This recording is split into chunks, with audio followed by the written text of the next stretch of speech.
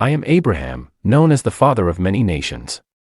My journey of faith and obedience to God began in the ancient city of Ur in Mesopotamia. My father, Tura, decided to move our family to Canaan. We settled in Haran for a time, but it was there that God called me to a great purpose, a purpose that would change my life and the lives of countless others forever. One day, the voice of the Lord came to me, saying, "Leave your country, your people, and your father's household and go to the land I will show you. I will make you into a great nation, and I will bless you. I will make your name great, and you will be a blessing.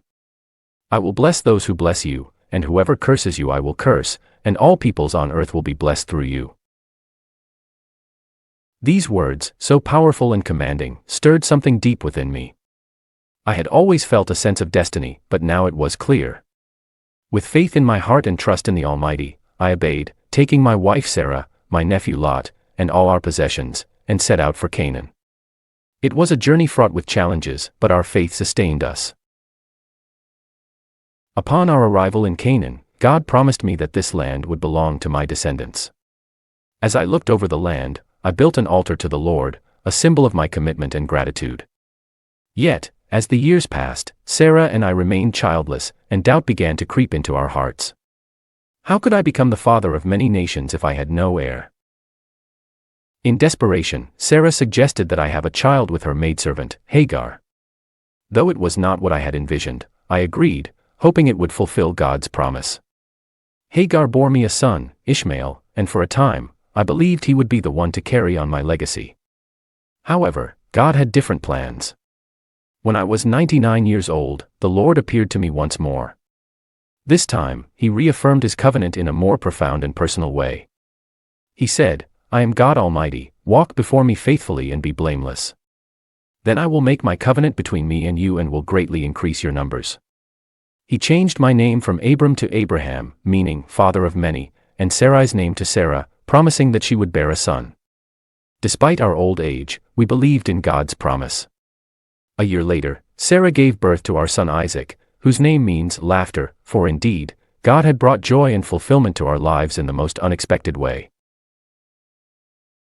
Isaac's birth was a miraculous event, a testament to God's faithfulness and power. But our journey was far from over.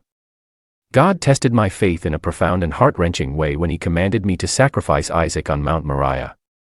This was the son through whom all of God's promises were to be fulfilled, and now I was being asked to give him up.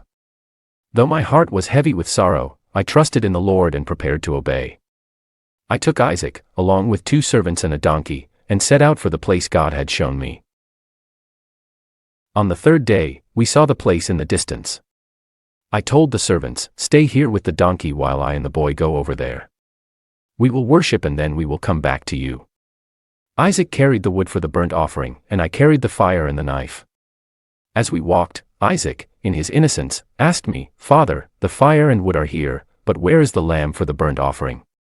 My heart ached, but I replied, "God himself will provide the lamb for the burnt offering, my son."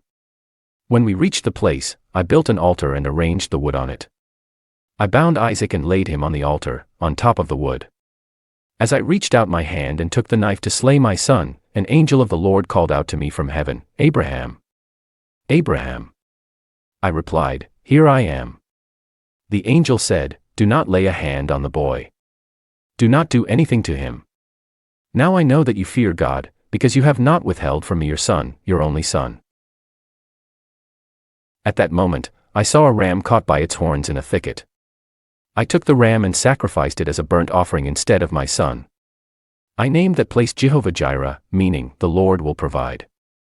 This experience deepened my faith and understanding of God's provision and grace. Isaac grew and married Rebekah, and they had 2 sons, Esau and Jacob, continuing the lineage promised by God. Jacob, later renamed Israel, would father 12 sons, who would become the leaders of the 12 tribes of Israel. God's promise to make my descendants as numerous as the stars in the sky and as the sand on the seashore was beginning to unfold before my eyes. Throughout my journey, I encountered many challenges and made mistakes. There were times when I doubted, like when I told Pharaoh that Sarah was my sister to protect myself, or when I laughed at God's promise of a son in my old age.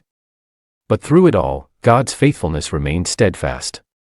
He protected us, provided for us, and guided us every step of the way. I lived a long life, blessed by the Lord, and witnessed His promises beginning to unfold.